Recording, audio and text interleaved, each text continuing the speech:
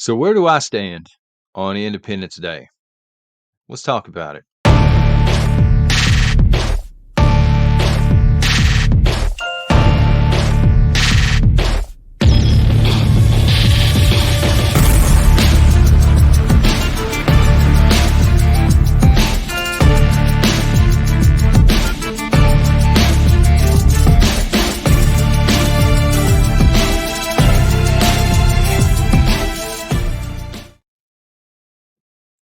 We will get to my thoughts on Independence Day here shortly, so stick around for that. Welcome to Prepper Nation. Thank you very much for being here and shooting a thumbs up. Truly appreciate it. I'm John, of course.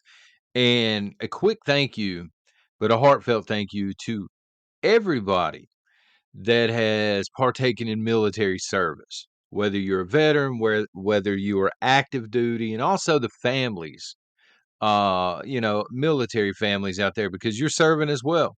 Thank you very much. The freedoms that we do have, what few freedoms we have left, it seems like we have because of you. And I truly appreciate that. So we got to have a short but tough conversation about freedom, about Independence Day. And again, it's going to be short. I got stuff to do. It's earlier morning right now. I'm like, y'all, I got stuff to do today, right? So I'll keep it short and sweet, I promise.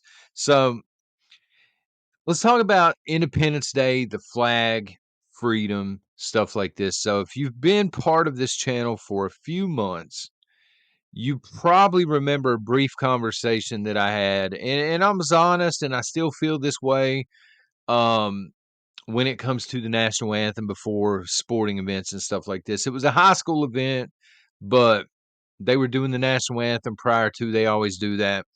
And I can remember telling you folks, I was standing there. Of course, my hat's off. It's over my heart and stuff like this. It's what I was taught to do in school. It's respectful, right? But I remember saying for the first time I was standing there and I really didn't know what to think because the country has changed so much and not my love for this country, but it just feels like, as I've said previously, it's a different country. And so I really didn't know. I kind of felt bad about it. And I remember telling you folks, and a lot of you, it was mixed, but a lot of you were supportive and you understood. And I still feel that way, meaning I don't know how I feel when I'm standing there listening to the national anthem, because for me, the flag and the national anthem, these should be things in the Pledge of Allegiance. We have so much stuff in this country that divides us. And mainstream media, our own government, other people, trolls and things, they're so quick to divide people.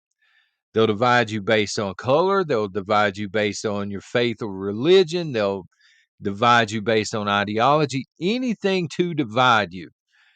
And there are very few things in this country that unifies us. And so I'm a huge fan, or I have been previously, of the flag, of the national anthem. I just feel like these are things that we can all get behind. No matter what our differences are, we should be proud of the flag, for example, which I'm going to be talking about today. Because again, it's 4th of July, right? So, as many of you have said in the comments, some of you are flying the flag upside down because you think the country is broken, we're in trouble, we need rescuing somehow, right? Some of you have said you don't fly it at all. Now, part of that group says there's a fear that they're going to be targeted by people that hate this country, and I guess that's a legitimate fear. Part of that group has also said they just don't fly it because they're not proud of the flag anymore.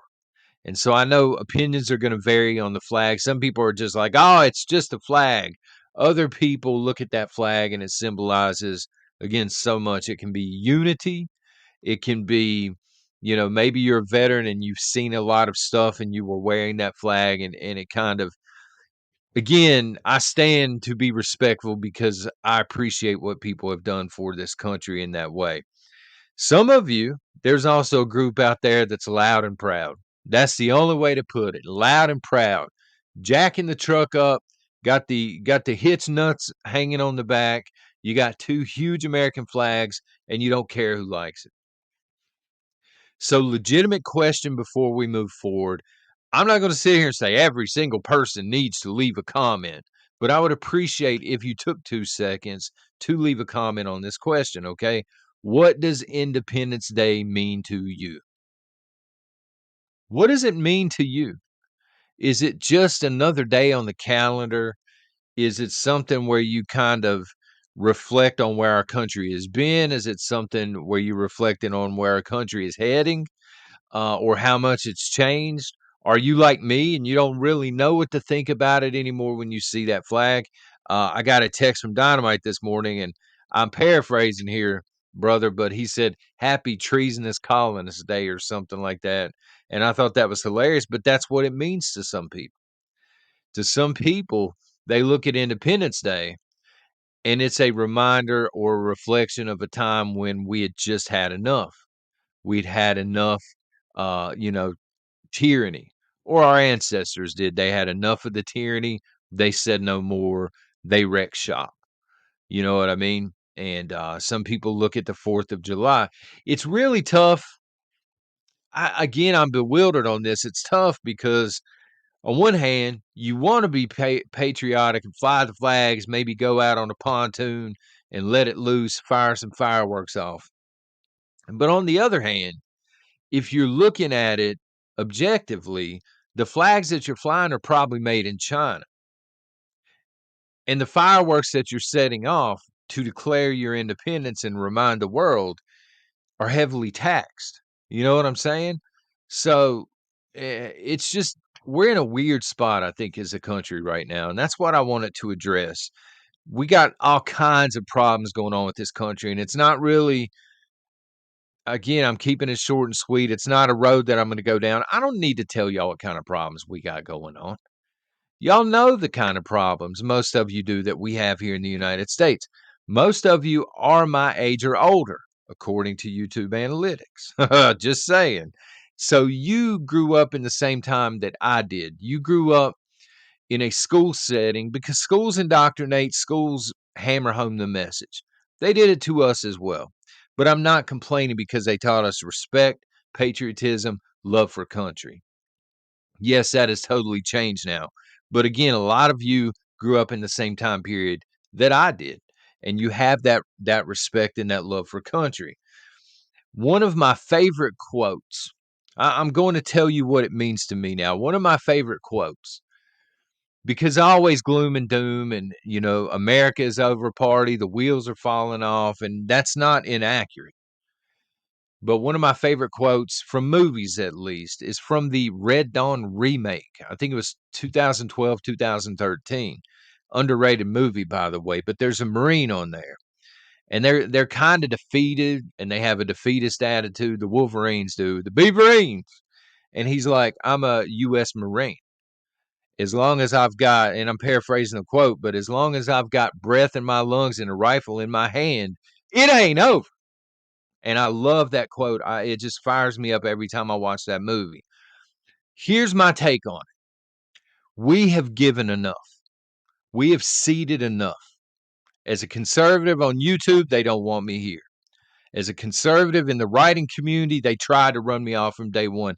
Highly liberal community over there as well. I'm not giving ground. I'm not giving an inch. I'm not giving anything moving forward. I don't do that anymore. So be rowdy, be patriotic, be brazen about your love of freedom, about your love for this country. It does not mean that we don't have problems, but you can still be proud to be an American and fly those flags. Be patriotic and be unapologetic about it. That's my message this morning. And be safe. While y'all are out doing your thing, and I totally get it, be safe. Don't want any beaverines getting hurt. Be safe, stay strapped, make sure you got a designated driver if that's what you're doing. Remember, the fuses on the fireworks are a little bit shorter than we would like to imagine. Y'all take care. God bless.